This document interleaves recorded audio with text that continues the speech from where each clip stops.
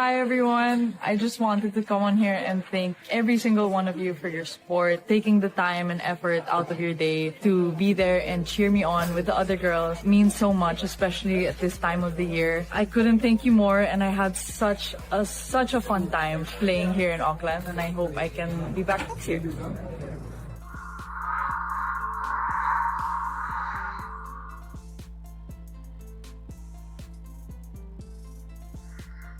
Sabalenka just dropped the most surprising take on Eala, smashing into the WTA top 50 for the first time ever. The Australian Open double champion went completely off script when reporters asked her about the Filipino sensation's incredible breakthrough following that ASB Classic semi-final performance. Sabalenka's words have the entire tennis world buzzing, and they expose something really interesting about how the game's biggest names see these young guns climbing up the ladder. What do you think?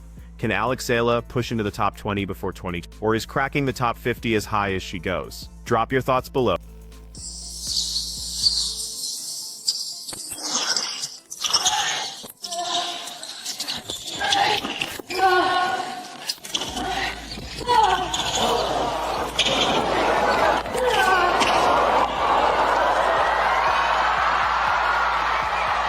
Oh, what a point from Eala! Outstanding court coverage. The wheels in full motion there. My, oh my, that is impressive. Ridiculous tennis from Eala. Eala just pulled off something that looked completely out of reach a year ago. She's sitting at number 49 in the world right now, officially cracking the WTA top 50 barrier for the first time in her entire career. This isn't just any regular milestone we're talking about. This is absolutely massive, putting her right there with the planet's tennis elite. Here's how wild this really is. 12 months back, Eala was stuck at 38 in the world rankings, slugging it out in ITF tournaments, basically tennis's minor league system. She was competing for tiny prize pools in front of handful-sized crowds, just praying for her shot to make something happen. Fast forward to today and she's ranked 49th on the entire planet, mixing it up with Grand Slam winners and Olympic champions. Everything shifted at the ASB Classic down in Auckland, New Zealand, a WTA 250 tournament that became Eala's total breakout moment. She wasn't just showing up to compete, she was absolutely demolishing her path to the semifinals, crushing solid opponents, and proving she's earned her spot at this tier. That quarterfinal battle against Poland's Magda Linette really showed what she's about. Linette's no joke, she's climbed as high as 19th worldwide, and made it to the Australian Open semifinals in 20. Eala steamrolled her in straight sets, displaying exactly the kind of calm execution and shot creation that divides decent players from exceptional ones.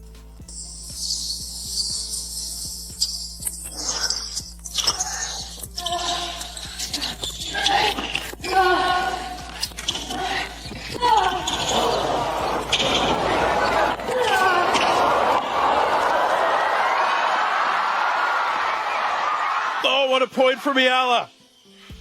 Outstanding court coverage. The wheels in full motion there. My, oh my, that is impressive. Ridiculous tennis from Eala. Wang Xinyu, from China, shut down Eala's momentum in the semifinals though. Wang brought absolutely phenomenal tennis that day and stopped Eala's dream run cold, but reaching those semis was already more than enough to blast Eala into the top 5. Top seed Alina Svitolina took home the championship when everything was said and done, but the entire Auckland crowd couldn't stop talking about this Filipino powerhouse who had just announced she was ready for prime time.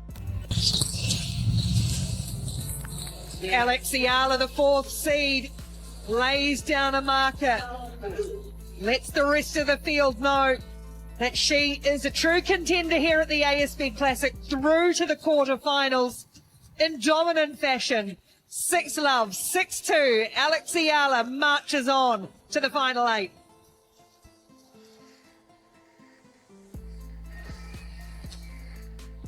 That semifinal performance boosted Eala up exactly one position from her previous career peak of 50th, meaning she'd been pounding on that door forever and finally smashed right through it. This climb has been rock solid, systematic, and constructed on legitimate tournament results instead of some lucky fluke run. Now, here's where everything gets wild. Aryna Sabalenka, the back-to-back Australian Open defending champion and one of women's tennis' most crushing forces, got questioned about Eala's breakthrough during her Melbourne pre-tournament media session. Sabalenka's response? She went absolutely ballistic with compliments. "This player is just incredible," Sabalenka gushed with real excitement in her voice. "I've been tracking her developments since her junior days at the Rafa Nadal Academy. Everyone could see she was something special. But watching her actually execute it on the WTA circuit this quickly, that's extremely uncommon. Most competitors need multiple years to crack the top 50.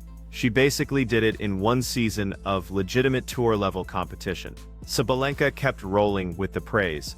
"The thing that stands out about Alex is she doesn't compete with fear holding her back. She attacks her opportunities, she battles like she knows she deserves to be there. And that confidence is impossible to coach into someone. Either you possess that killer instinct, or you don't. She definitely has it." When this praise comes from Sabalenka, someone who understands precisely what dominating at the peak requires, that carries serious weight. Sabalenka doesn't hand out participation trophies to every promising youngster who strings together a decent tournament. She's extremely selective about the players she acknowledges, making her Eala commentary even more meaningful. But Sabalenka threw in something thought-provoking that really got conversations started. "Reaching the top 50 is fantastic, but that's also when the real challenge begins. Every single player in the top 50 brings serious game. Everyone can compete at this level. The gap between 50th and 20th isn't purely about raw talent anymore. It's about staying consistent, developing unbreakable mental strength, and managing growing expectations. That's her next mountain to climb." This isn't criticism at all. This is pure reality. Sabalenka is highlighting what every competitor learns after breaking into the top. The opposition becomes exponentially more brutal.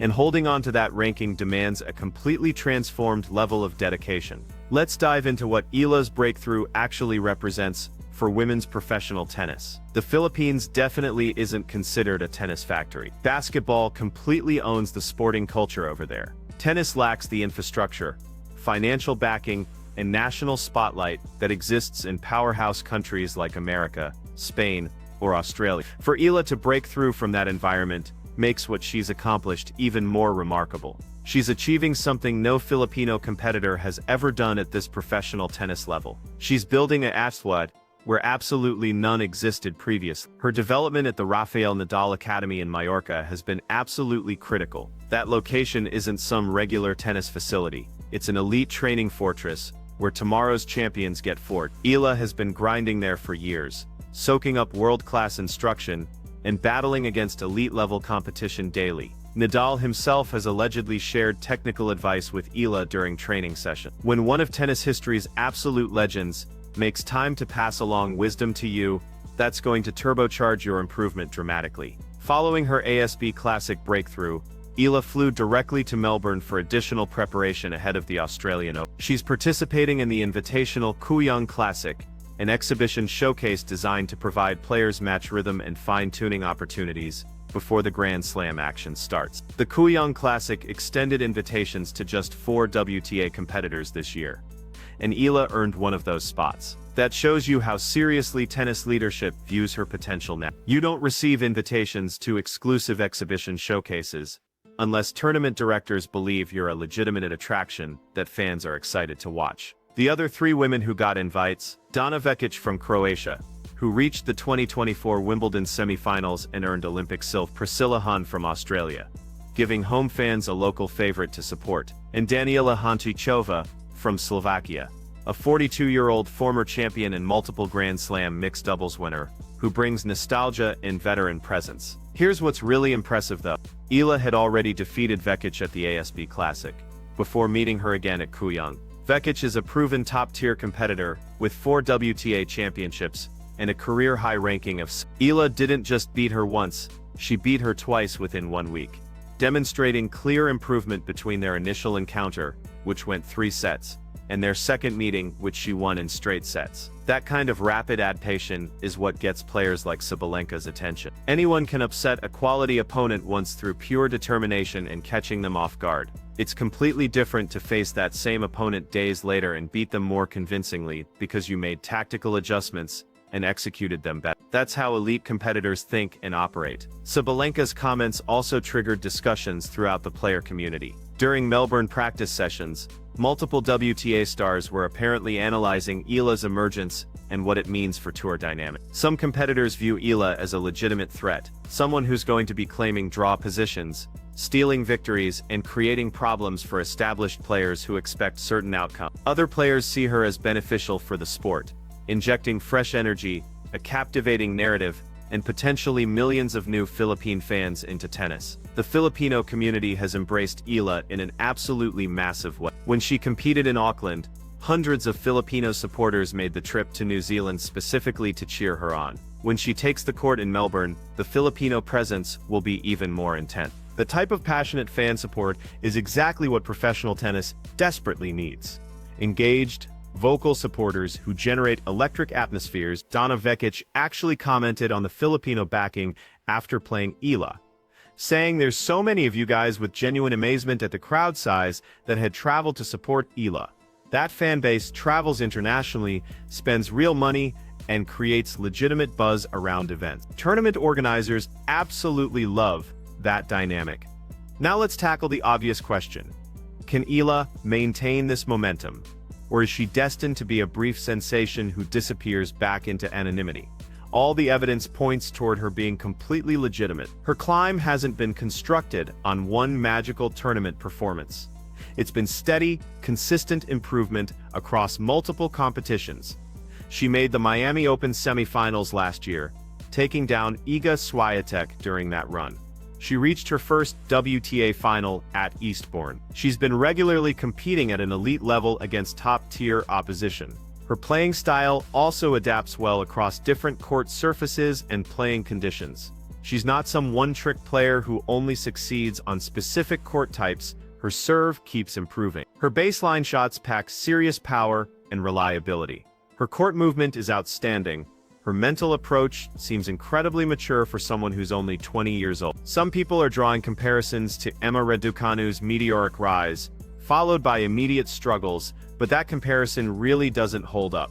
Raducanu captured the US Open as a qualifier and then immediately faced crushing pressure and expectations that completely overwhelmed her. Eala's development has been more gradual, more sustainable, built on a foundation of multiple strong results, rather than one miraculous championship run. Sabalenka's observation about the top 50 being where competition gets brutally difficult deserves deeper examination. She's absolutely correct about that. Cracking the top 50 is a major accomplishment, but maintaining that position and climbing higher demands a completely different level of excellence. Inside the top 50, every single opponent brings danger.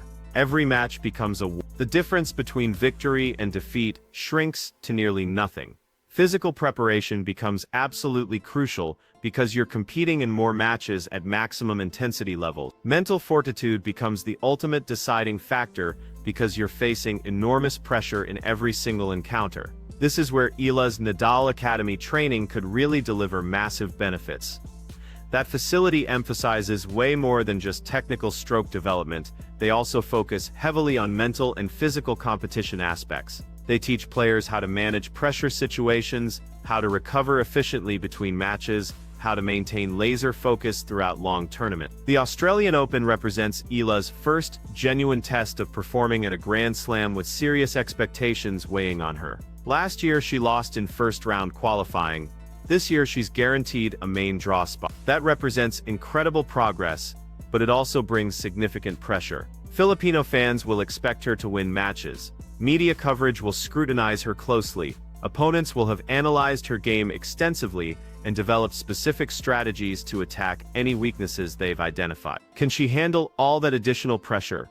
Based on everything we've witnessed so far, the answer is probably yes. Her composure during crucial moments has been really impressive. When she faced Swiatek in Miami, she didn't compete like someone who was simply grateful to share a court with a champion. She played to actually win the match, and she delivered. That fearless approach is extremely rare and incredibly valuable. What's equally interesting is how Eala has managed increased attention and spotlight. She's remained humble, appreciative, and laser-focused on continuous improvement rather than getting caught up in media. She consistently credits her family for keeping her grounded, discusses how much she still needs to learn, and emphasizes the daily work rather than flashy results. That mindset will serve her extremely well as expectations continue growing. The worst mistake young players make is believing their own publicity and thinking they've already reached their destination. The greatest players like Sabalenka understand that reaching 50th is just the starting line. Definitely not the finish line. Looking forward, Eala's ranking situation is positioned perfectly for additional significant gains. She's defending almost no points over the next several months because she was competing in lower-level tournaments during this period last year. Every match victory at bigger events will boost her rankings substantially. If she can maintain consistent performance, not necessarily winning titles, just regularly reaching quarterfinals and semifinals, she could break into the top 30 by some. If she gets hot and captures a WTA championship or two, cracking the top 20 becomes completely realistic. Sabalenka's enthusiastic reaction to Eala's breakthrough also demonstrates something important about current women's tennis culture. The top competitors generally seem genuinely supportive of emerging talent, rather than feeling threatened by new faces. They recognize that fresh stars benefit the entire sport by creating compelling storylines and expanding global audiences. That doesn't mean they'll show any mercy if they face Eala in actual competition. Sabalenka will absolutely demolish her if they meet on court, but away from competition, there's authentic respect and encouragement for what she's achieved. The Australian Open is going to be absolutely fascinating to monitor. Eala's first-round draw will determine so much about her tournament potential. If she receives a manageable opening match, she could realistically advance to the third or fourth round. If she draws a seeded player immediately, it becomes a valuable learning experience, regardless of the outcome. No matter what specifically happens in Melbourne, the overall trajectory couldn't be clearer. Eala is here for the long haul. She's not some inspiring story that'll disappear quietly. She's a genuine contender who's going to be creating headlines on the WTA Tour for many years ahead. And when someone like Aryna Sabalenka, a multiple Grand Slam champion who's witnessed everything, goes absolutely crazy praising your potential, that tells you absolutely everything about how seriously the tennis establishment views your emergence. So that's the complete picture. Eala demolished the top 50 barrier, and Aryna Sabalenka just confirmed what everyone's already thinking. This is absolutely just getting started. If you want complete coverage of Eala's journey plus more analysis of tennis's emerging superstars, hit that like button hard and subscribe for constant updates. Who's your pick to advance further at the Australian Open? Eala or Sabalenka?